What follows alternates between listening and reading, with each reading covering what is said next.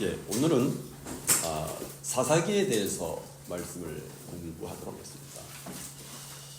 하나님께서는 모세에게 가나안 족속을 정복할 것을 명령하십니다. 신명기 7장 2절 중반절 이하에 보면 너는 그들을 진멸할 것이라. 그들과 어떤 언약도 하지 말 것이요 그들을 불쌍히 여기지도 말 것이다 라고 명령하십니다. 여기 진멸이라고 하는 단어가 원어로 헤렘인데, 이 헤렘이라는 것은 바친 물건이라는 뜻으로 하나님의 명령으로 전쟁에 나가서 싸울 때에 그들이 정복한 성읍을 진멸하고 전리품들을 하나님께 바친다, 그런 의미입니다. 그러므로 가나안 정복은 단순히 영토 확장을 위한 정복 전쟁이 아니라 하나님의 거룩한 전쟁을 의미하는 것입니다. 이 하나님의 거룩한 전쟁을 의미하는 헤렘이 맨 처음에 모세에게 주어졌지만 그것이 구체적으로 실행된 때는 여호수아를 통해서 실행이 되었습니다. 그래서 여호수아 6장 21절에 보면 여리고성을 정복할 때 모습을 이렇게 설명합니다. 그 성 안에 있는 모든 것을 온전히 바치되 남녀노소와 소와 양과 나귀를 칼날로 멸하니라 라고 말씀합니다. 여기서 여리고성을 정복합니다. 그리고 두 번째 아이성 정복에 대한 말씀이 여호수아 8장 24절 25절에 나옵니다. 거기에 보면 이스라엘은 아이성 모든 백성들을 칼로 죽이는데 남녀 모두 합해서 12,000명을 죽입니다. 그때 살아서 들로 도망가는 생존자들도 죽음을 피할 수가 없었습니다. 이러한 여호수아의 가나안 정복 전쟁은 모든 땅에 걸쳐서 진행이 됩니다. 그래서 이 거룩한 전쟁의 마지막 부분에 대해서 여호수아 10장 40절은 이렇게 하기입니다. 이와 같이 여호수아가 온 땅, 곧 산지와 네겜과 평지와 경사지와 그 왕을 쳐서 하나도 남기지 아니하고 무릇 호흡이 있는 자는 진멸하여 바쳤으니 이스라엘의 하나님 여호와께서 명령하신 것과 같았더라 라고 기록하고 있습니다. 다음 여러분, 우리가 생각을 해봐야 할 것은 하나님께서 이처럼 가나안을 정복하라고 명령하신 이유가 무엇인가 하는 것입니다. 크게 두 가지만 이야기하겠습니다. 첫 번째는 가나안 종교 체제를 해체시키기 위함이었습니다. 일반적으로 가나안 사람이라고 말하는 것은 신명기 7장 1절에 보면 이스라엘 민족이 출애굽해서 가나안 땅에 들어가기 전부터 이미 그곳에 살고 있었던 7 부족들을 가리킵니다. 헷 족속, 기르가스 족속, 아모리 족속, 가나안 족속, 브리스 족속, 히위 족속, 엽스 족속, 이렇게 7 족속을 말하고 여기에 그레데 섬에서 이주해온 블레셋 족속을 추가로 포함하기도 합니다. 그렇다면 하나님은 왜 이 가나안의 7 족속을 잔인하게 진멸하라고 하셨는가? 왜 정복하라고 말씀하시는가? 그것은 가나안 족속들이 점령했던 땅과 민족들은 종교와 문화와 관습에 있어서 아주 끔찍할 정도로 타락하고 부패한 죄악들을 범했기 때문에 하나님의 심판을 받을 수밖에 없었던 것입니다. 그래서 정복하라고 말씀합니다. 여러분, 문화의 심장은 종교입니다. 다시 말해서 문화는 종교의 산물이라는 것입니다. 가나안 족속들이 필요에 의해서 만들어진 신은 대표적으로 바알과 아세라였습니다. 그렇다면 이 문화와 종교는 어디에서 유래된 것입니까? 창세기 10장 10절에서 12절에 보면 니므롯이라는 사람이 등장하는데 이 니므롯은 사냥을 즐기고 전쟁을 즐긴 남복한 사람이었습니다. 그래서 니므롯은 역사상 최초의 왕이 되어서 자신의 나라의 여러 성읍들을 건축합니다. 신할 땅에 4개의 성읍을 건축했고 아수르 땅에 4개의 성읍을 건축했어요. 창세기 11장에 보면 신할 평지에 세워진 성읍과 바벨탑 이야기가 나오는데 니므롯은 그 탑 꼭대기를 하늘에 닿게 하려는 목적으로 바벨탑 건설을 주도합니다. 니므롯은 이 바벨탑을 통해서 이 세계를 창조하신 하나님의 주인 되심과 그의 통치를 거부하고 인간의 힘과 권력으로 지배하며 풍요와 제국화를 꿈꾸는 바벨론 문화를 만듭니다. 이 바벨 문화, 니므롯 문화가 가나안까지 흘러 들어왔던 거예요. 결국 그것이 이방 종교와 문화인데 그 이방 종교와 이방 문화를 통합하게 만드는 종교로 등장한 것이 바로 바알과 아세라였습니다. 그래서 하나님은 가나안 족속들이 대표적으로 섬기는 이 바알과 아세라의 종교를 해체시키기 위해서 가나안 정복을 명령하신 것입니다. 두 번째입니다. 두 번째 이유는 가나안 땅에 하나님 나라의 문화를 세우시기 위해서였습니다. 하나님은 이스라엘 백성들을 왕같은 제사장들로 삼으셨어요. 제사장나라요 거룩한 백성으로 가나안의 문화와 풍습을 쫓는 것이 아니라 하나님의 거룩한 주권과 통치 아래 거하면서 구별된 삶을 살아야 했습니다. 따라서 하나님의 백성답게 영적인 순수함과 성결함을 지키며 살아야 했습니다. 가나안을 정복함과 동시에 하나님의 나라를 건설해야만 했어요. 그러기에 그들은 가나안의 죄악된 문화와 섞여서는 안 되고 거룩한 공동체를 지켜야만 했습니다. 여러분, 가나안은 빈 땅이 아니었어요. 이미 가나안 족속들이 살고 있었고 그들은 타락하고 부패한 문화가 존재하고 있었습니다.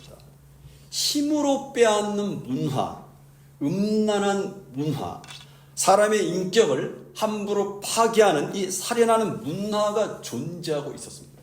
그러므로 하나님의 거룩한 백성으로서의 정체성을 유지하고 그곳에 하나님 나라의 문화를 세워가기 위해서 하나님의 거룩한 전쟁 헤렘을 명령하셨던 것입니다. 이것은 내가 동화되느냐 그들을 변화시키느냐의 싸움이었어요. 이처럼 모세에게 내려진 가나안 정복의 사명은 앞에서 말씀드린 것 같이 여호수아를 통해서 성공적으로 수행되었습니다. 그런데 여러분, 사사기에 들어와서 우리가 읽지 않았지만 사사기 1장 1절을 보면 여호수아가 죽은 후에라는 문구로 사사기가 시작됩니다. 그리고 사사기 2장 8절 10절을 한번 읽어보겠습니다. 사사기 2장 8절 10절 두 절입니다. 같이 읽어보죠. 시작. 여호와의 종 눈의 아들 여호수아가 110세에 죽음에 그 세대 사람도 다 그 조상들에게로 돌아갔고 그 후에 일어난 다른 세대는 여호와를 알지 못하며 여호와께서 이스라엘 위하여 행하신 일도 알지 못하였더라. 이 말씀을 보면 사사기는 여호수아를 뒤이어서 충성된 영적인 지도자가 계승되지 못하고 단절된 그런 배경을 설명하고 있음을 볼 수 있습니다. 우리가 잘 알고 있듯이 모세와 여호수아와 갈렙이 제1세대였습니다. 이들의 특성은 사사기 2장 8절에서 기록해서 여호와의 종이라는 칭호가 붙어 있는 데서 우리가 추론을 할 수 있어요. 그 표현은 제1세대 그룹들은 여호와 하나님을 가까이서 섬겼고 하나님의 명령을 충실히 수행하였다는 것을 보여줍니다. 계속해서 사사기 2장 7절에 보면 장로들 세대가 나옵니다. 제2세대들입니다. 그들은 여호수아 24장에 보면 여호수아 임정 직전에 여호수아가 요구한 대로 신앙적인 결단을 했고 여호수아가 죽은 이후에도 한동안 여호수아의 기대에 따라서 하나님께 물으며 가나안 정복에서 살아남아 있는 그런 모든 정리 작업을 수행을 했습니다. 사사기 2장 7절에서 말씀하고 있듯이 제2세대 장로들은 여호와께서 이스라엘과에 행하신 모든 큰 일을 본 자들입니다. 장로들은 부분적으로 그리고 먼 거리에서 하나님이 행하신 일들을 본 자들이었어요.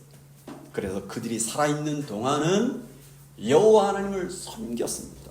그러나 사사기에 들어와서 사사기 2장 4절 5절에 보면 그들이 현실과 타협해서 가나안 종교를 제거하지 않고 가나안 족속과 평화 조약을 맺었던 것에 대해서 하나님께서 사자를 보내어 질책하시고 언약의 축복을 온전히 누리지 못할 것이라고 말씀하셨을 때 그들은 소리 높여 울면서 슬퍼하면서 하나님께 속죄 제사를 드립니다. 장로들은요, 신앙의 체험이 있고 회개하면서 눈물 흘리는 경험이 있고 감사의 제사를 드린 일도 있었습니다. 그러나 그들은 제1세대에 비교해 보면 실제 생활에서는 타협적이고 현실적인 신앙생활을 했다는 사실. 마지막으로 제3세대가 등장합니다. 제2세대에 이어서 나온 새로운 세대는 정말 다른 세대였어요.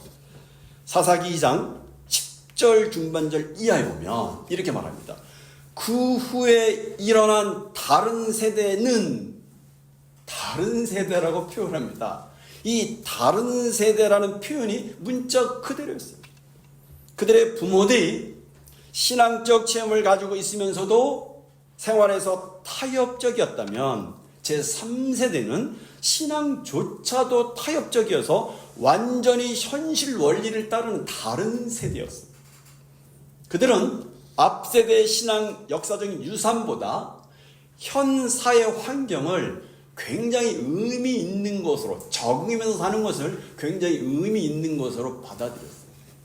신명기 2장 11절에 13절을 보면 제3세대는 사회화 곧 가난화되어 가면서 현실을 그대로 인정하였고 거부감 없이 가난 종교도 인정하였습니다.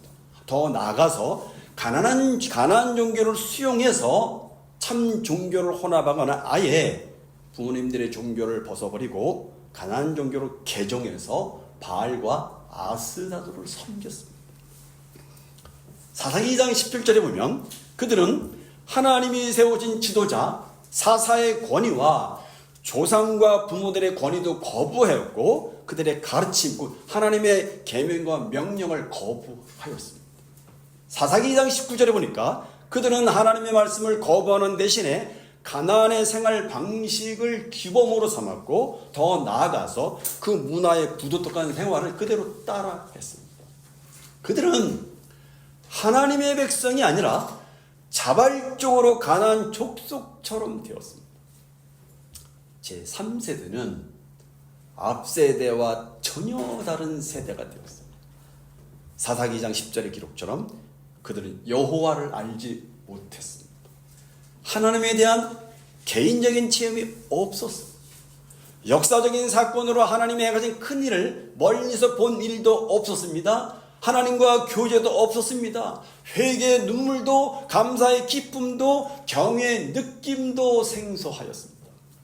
그들은 성경 지식도 없이 여호와께서 이스라엘과 행하신 일을 제대로 알지 못했습니다. 그들은 혈연만 하나님의 백성일 뿐이지 내면은 이미 가난 사람들이었어요. 그로 인해서 가난 족속들에게 압제와 착취를 당하였고 그때마다 하나님께서는 사사들을 보내서 그들을 구원해 주시고 그럭저럭 살게 해 주시기도 했지만 그들의 신앙과 삶의 태도는 또다시 가난 족속의 영향권과 압자하에 들어가서 살게 됩니다. 우리 자녀들의 신앙 계승이 얼마나 중요한 문제인지 뼈저리게 이 짧은 말씀을 통해서 우리가 깨닫습니다. 여러분, 이러한 사사 시대가 여호수아의 죽음으로부터 사무엘의 등장과 사울왕의 왕정체제 수립까지 BC 1390년에서 1050년까지 약 340년 동안 지속이 됩니다. 그 340년 동안 기간 동안에 그 중에 거의 110년 정도를 이 가나안들 적들의 치하 속에서 고통을 당하면서 살아가게 됩니다. 그리고 나머지 230년은 우상 숭배와 혼란 속에서 살았던 영적으로 정말 암흑기 시대였던 것입니다. 이것이 사사기 1장, 2장을 통해서 서론적으로 말씀하고 있는데 우리가 다 읽지 못했지만 사사기 1장은 서론으로 이스라엘의 모든 각 지파들이 가나안 족속들을 완전히 정복하는 데 실패한 암울한 현장을 기록함으로써 부패하고 타락한 이 사사시대의 전반적인 배경을 미리 보여주고 있습니다. 이것은 여러분 단순히 표면적인 지정학적인 정복의 실패보다는 내면적인 이스라엘의 영적인 해이와 타락과 부패의 결과임을 이야기하고 있습니다. 즉 하나님의 거룩한 전쟁의 실패인 것입니다. 그리고 그렇게 실패한 이유를 사사기 1장에서는 분명하게 말씀합니다. 우리가 다 읽지 못했지만 제가 성경 구절을 말씀드릴 테니까 따라 보세요. 1장 19절에 보면 유다 지파는 골짜기의 거민들을 쫓아내지 못하였고 1장 21절에 보면 베냐민 지파는 여부수를 쫓아내지 못하였고 22장의 29절에 보면 이 요셉 지파 므낫세와 에브람 지파는 베스람과 다이낙과 이블람과 무깃도와 게사를 쫓아내지 못하였고 30절을 보면 스불론 지파는 기드론과 라할로를 쫓아내지 못하였다고 기록하고 있습니다. 그리고 계속해서 31절에서 32절에 보면 아셀 지파는 악고와 시돈과 알렙과 악식과 헬스바와 아빅과 르홉을 쫓아내지 못하였다고 말하였고 33절에 보면 납달리 지파는 베세메스와 베다나를 쫓아내지 못하였고 34절에서 36절을 보면 단 지파는 아모리 족속을 쫓아내지 못하였다고 기록했습니다. 그래서 성경을 보니까 쫓아내지 못했던 단어가 총 8번 나옵니다. 그리고 사사기 1장 28절, 30절, 33절, 35절에 보면 그들에게 그러니까 가나안 족속에게 노역을 시켰다는 말이 총 4번이 나옵니다.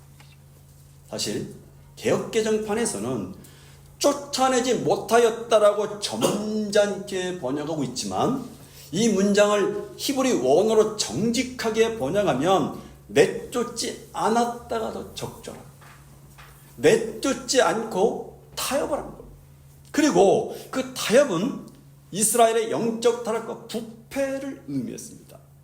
그러면 여러분 우리가 본론적으로 생각을 할 거예요. 오늘 중요한 주제가 왜 이스라엘이 가나안 족속을 쫓아내지 않고 타협하면서 그들에게 노역을 시키면서 함께 거주한 것입니까? 바로 먹고 사는 현실적인 문제 때문이었습니다. 여러분, 본래 이스라엘 백성들은 유목민입니다. 농사를 지어본 경험이 없어요. 이스라엘은 가나안 땅을 들어오기 전에는 만나를 먹었습니다. 그러나 가나안 땅에 들어오자 40년 동안이라는 만나가 그쳤습니다. 그동안에 이스라엘 백성들은 날씨와 양식은 별로 걱정을 하지 않았어요. 크게 걱정하지 않았어요. 하나님이 책임져 주셨으니까. 근데 여러분 가나안 땅은 다릅니다. 농사를 지어야 했어요. 그런데 어떻게 농사를 짓습니까? 유목민으로 농사법도 모릅니다. 근데 문제는 가나안 땅에서 농사를 지으려면 바알 신과 아사레 신과의 관계를 맺지 않고는 결코 농사를 지을 수가 없다는 것입니다. 즉 농사를 지으려면 가나안의 신과 관련된 달력을 사용을 해야만 했어요. 예를 들면 바알은 태양신으로서 양력과 관계가 있었고 아세라는 이 달신으로서 음력과 관계가 있었습니다. 가나안 땅은 날씨가 특별해서 양력과 음력과 양력 이런 달력과 관계가 있었습니다. 가나안 땅은 가나안의 농사꾼 조언과 법에 따르지 않으면 먹고 살 수가 없었던 것입니다. 이스라엘은 아마 처음에는 머뭇거렸을 것입니다. 그러나 먹고 살기 위해서, 농사를 짓기 위해서는 다산과 풍요를 가져다 준다고 믿는 바알과 아세라를 섬길 수밖에 없었어요.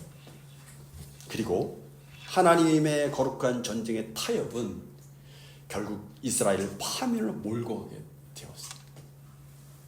성도 여러분, 하나님이 이스라엘 백성들을 들여보낸 가나안 땅은 죄악으로 인해서 영적으로 철저하게 어두운 곳이었습니다. 하나님은 그렇게 어두운 그곳에 이스라엘을 환한 빛으로 들여보내셨어요.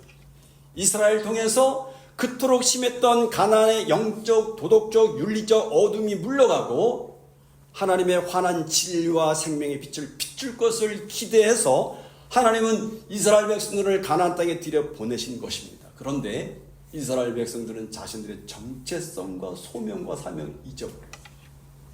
그리고 가나안 땅에 너무 잘 적응하기 위해서 현실 문제와 타협하며 가나안의 종교와 문화에 동화되어서 살아감으로 말미암아서 그들이 살아가게 될 세상은 다시금 어둠 속에 빠질 수밖에 없었어요. 사실 그때 그들은 자신들의 정체성과 하나님이 왜 자신들을 가나안에 들여보신 이유가 목적인지 그 소명을 생각해야만 했습니다. 가나안 족속들은 바알과 아세라를 섬기면서 음란한 문화와 더러운 가치관을 가지고 농사를 지었습니다. 여기에 맞춰서 이스라엘은 하나님을 의지하는 어떤 새로운 농사법과 새로운 문화와 새로운 가치관의 빛을 비추어야만 했습니다. 그래서 가나안의 종교 체제와 어두운 문화를 무너뜨려야만 했습니다. 여러분, 물론 이는 결코 쉬운 일은 아닙니다. 그러나 그렇게 하는 것이 어두운 가나안 땅에서 빛으로 존재하는 것이었습니다. 반면에 여러분, 반대로 가나안 사람들의 농사를 배워서 그 땅에서 농사하는 것은 얼마나 쉬운 일입니까? 그들을 쫓아내지 않고 적당히 일을 시키면서 그들이 짓는 농사를 익히면 되는 것이었습니다. 그런데 결국 이스라엘은 그 길을 선택했습니다. 특히 우리가 눈여겨보아야 될 말씀이 있습니다. 사사기 1장 27절 하반절에 보면 뭐라고 말하냐면 가나안 족속이 결심하고 그 땅에 거하였더라 말합니다. 이것을 앞뒤 문맥과 연계해서 이야기하면 가나안 족속들은, 가나안의 원주민들은 이스라엘 백성들에게 자기들을 제발 쫓아내지 말라고 간청을 하는 거예요. 그러면서 아마 이런 조건을 제시했을 것이라고 추측합니다. 당신들 농사를 지을 줄 압니까?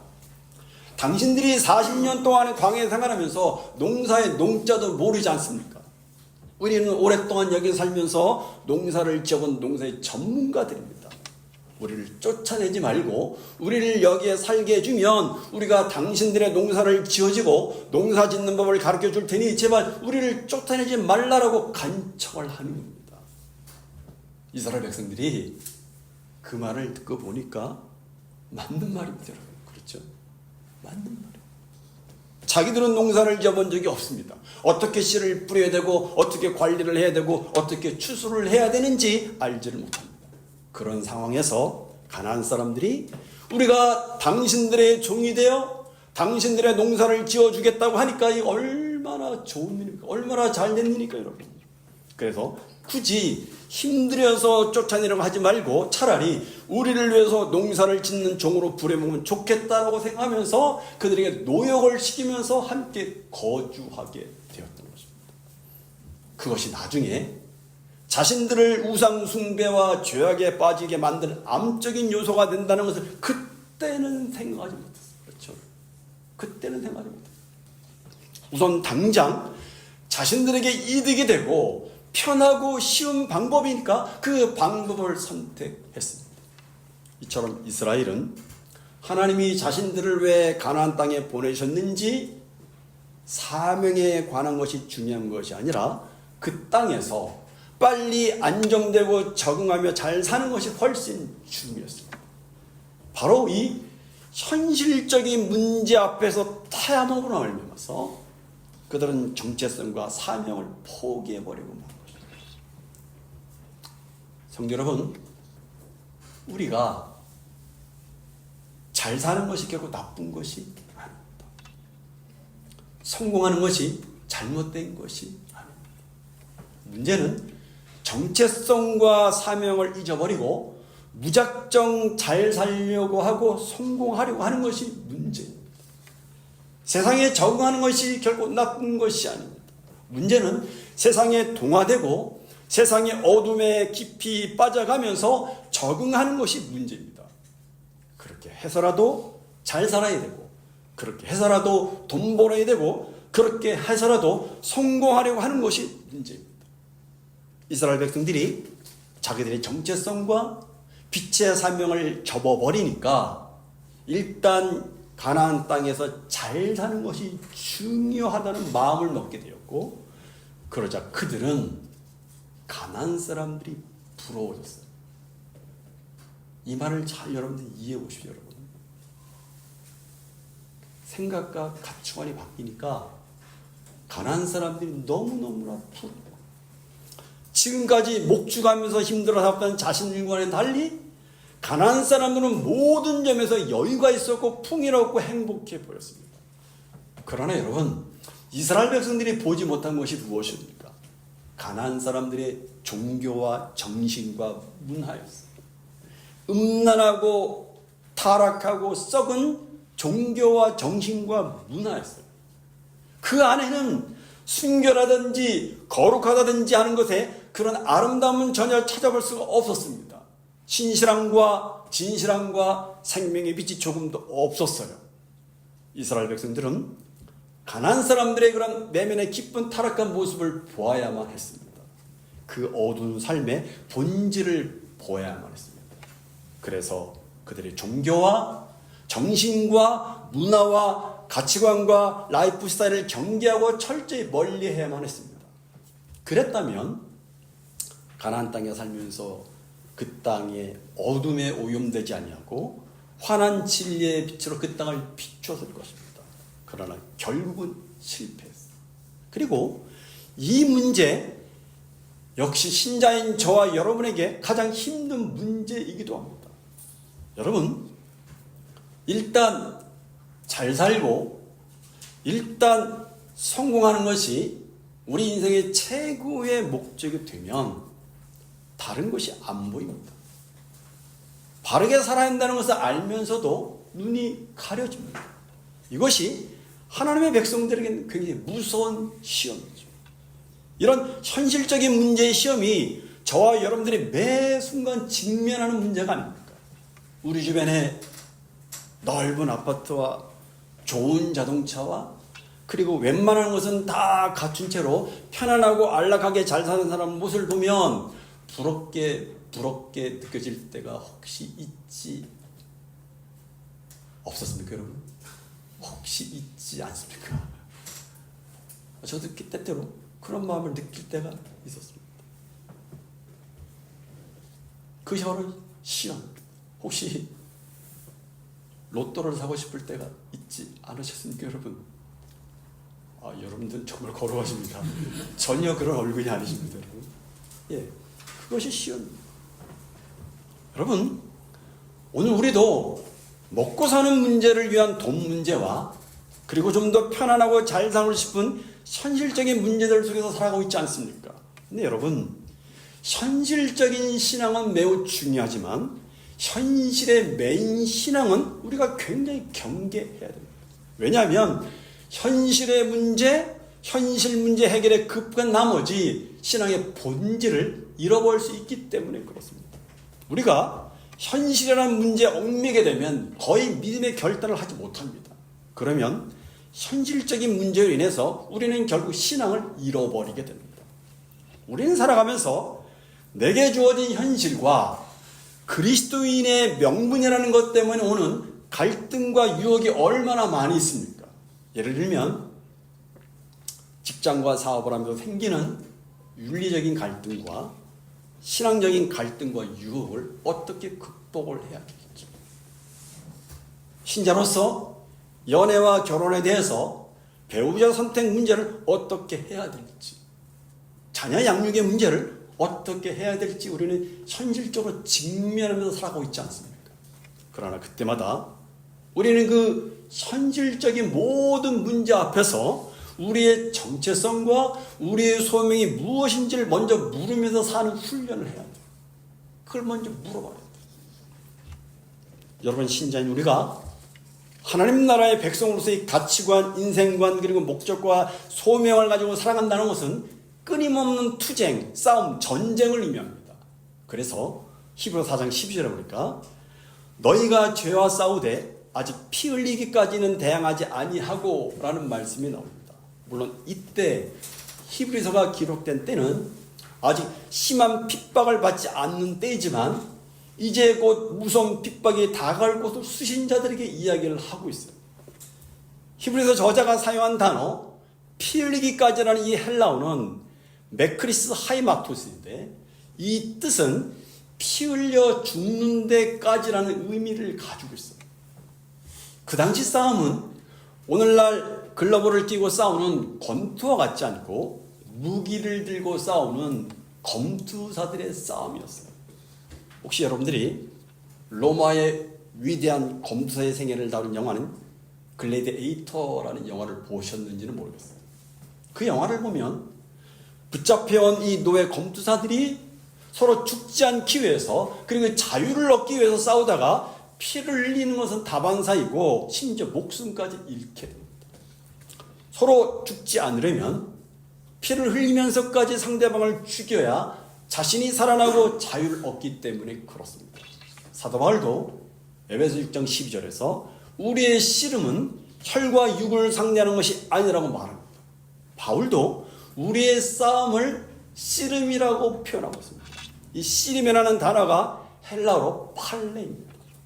이 뜻은 그리스 때부터 있었던 경기로 이 천을 하나 이 맨주먹에 감고 한쪽이 죽거나 쓰러질 때까지 싸우는 무한 매치 싸움을 말합니다. 이게 씨름입니다.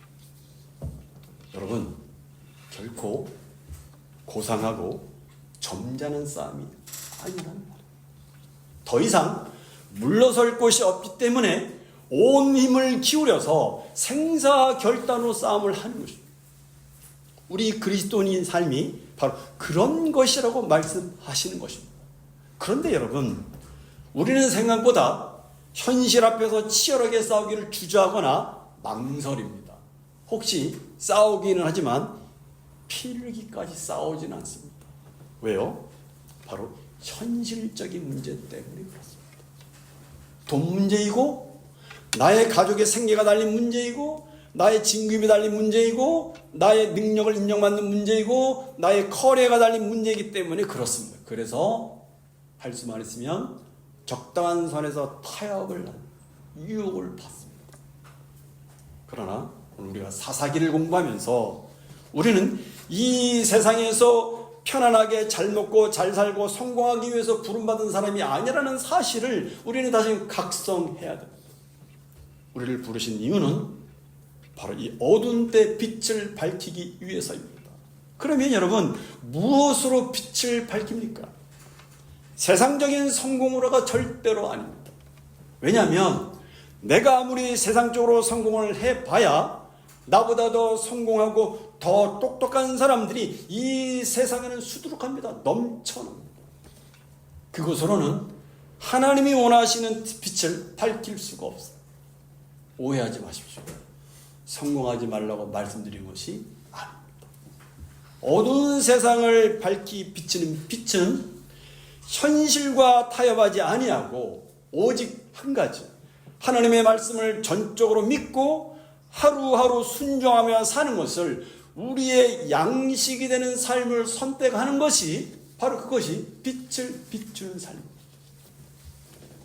오늘 우리에게 필요한 것은 더 빨리 성공하고 더 빨리 돈을 벌고 더 잘 살아서 편안하게 안정된 삶을 사는 것이 아니라 더 환한 진리의 말씀입니다. 많은 분들이 현실의 문제 앞에서 믿음을 지키는 싸움을 하면서 어떤 마음을 가지고 있는가 하면 아마 이런 마음을 가지고 있는 것 같아요. 저도 그런 마음이 있으니까 어떤 마음을 가지고 있냐면 내가 믿음의 싸움에서 보란듯이 살아나고 보란듯이 잘되고 보란듯이 성공하기를 바라는 마음이 있어요. 그러나 사실은 내가 믿음을 지키다가 불이익을 당할 수도 있고 세상 가치 평가 기준에서 세상보다 무능력하다고 실패하다는 이야기를 분명히 들을 수가 있습니다, 여러분. 그럴 때 우리는 당당하지 못하고 낙심하고 좌절합니다. 어떤 때는 내가 혼자 몸부림치는 것이 무슨 의미가 있는가 회의를 들 때도 있습니다. 근데 여러분, 가만히 잘 생각해 보세요. 우리의 내면의 깊은 곳을 한번 들여다보세요. 우리가 그때에 무능력하며 실패했다는 이야기에 왜 낙심하고 좌절하는 것입니까, 여러분? 그것은 이 세상의 가치평가 기준에 인정받고 싶은 욕망 때문은 아닌가 하는 것입니다. 신자인 우리 역시 나는 가치 있는 존재라는 것을 증명하고 싶어 합니다. 그러기에 신자인 우리에게 있어서 포기하기 싫은 욕망은 나는 실패하면 안 되고 성공해야 되고 살아남아야 한다는 욕망입니다. 왜요? 세상에서 무능력하고 실패한 자로 전락되는 것이 두렵기 때문에 그렇습니다. 세상으로부터 무시당하고 업신여김을 당하는 것이 두렵기 때문에 그렇습니다. 그렇기 때문에 언제나 성공만을 꿈꾸며 살게 되고 실패가 오게 되면 낙심하고 실망하게 되는 것입니다. 이렇게 자기 욕망을 포기하지 못한 채 살아가는 신자는 자신의 욕망이 성취되는 것을 하나님의 뜻이요 하나님의 사랑이요 하나님의 은혜라고 간증합니다. 그러나 여러분, 이러한 욕망이 하나님의 일을 방해하고 있다는 사실을 알아야 돼요. 이런 사람들은 무언가 일이 잘 되고 인정받고 오직 성공하는 것으로 하나님의 사랑을 확인하며 살아갈 수밖에 없어요. 그렇기 때문에 실패는 자신의 믿음 없음과 불신앙과 징계로 여기게 됩니다. 때문에 평소에는 하나님의 사랑과 은혜를 말하다가도 뭔가 안 되고 실패하면 사랑을 의심하고 흔들리고 좌절합니다. 왜 이 말씀을 드리는지 이해하시겠습니까? 세상 가치평가 기준에서 우리 자신의 존재 가치를 찾지 말라는 것입니다. 다시 말씀드립니다. 세상 가치평가 기준에서 자신의 존재 가치를 찾지 말라는 것입니다. 우리의 존재 가치를 너무 효용성에 두지 말라는 것입니다. 효용성으로 나의 존재의 가치를 입증하려고 하지 말라는 것입니다. 왜요? 하나님은 우리를 그러한 효용성의 방식으로 평가하고 대하지 않으시기 때문에 그렇습니다. 그러므로 무능력하고 실패했던 소리에 낙심하고 좌절하면서 자신의 존재 가치를 스스로 낮추지 마시기 바랍니다. 세상가치 평가 기준에 너무 주눅질 마시기 바랍니다. 말씀대로 살다가 무능력하고 실패했다는 소리를 듣는 것을 두려워하지 마십시오. 여러분, 부탁드리는 것은 세상이 주는 승리와 패배, 우리는 너무 연연해서는 안 돼요. 세상이 주는 승리와 패배에 민감하게 반응하지 마세요. 세상이 주는 승리에 너무 날카롭게 반응하지 마십시오. 오히려 타협하는 것을 두려워하십시오. 그것을 두려워합니다. 왜요? 거기에는 순결과 거룩과 진실함과 생명의 빛이 없기 때문에 그렇습니다. 그리고 타협이 일상화되면 우리는 결국 빛을 잃은 등대로 존재할 뿐입니다. 우리는 현실의 문제 앞에서 매 순간 타협의 유혹을 받고 있습니다.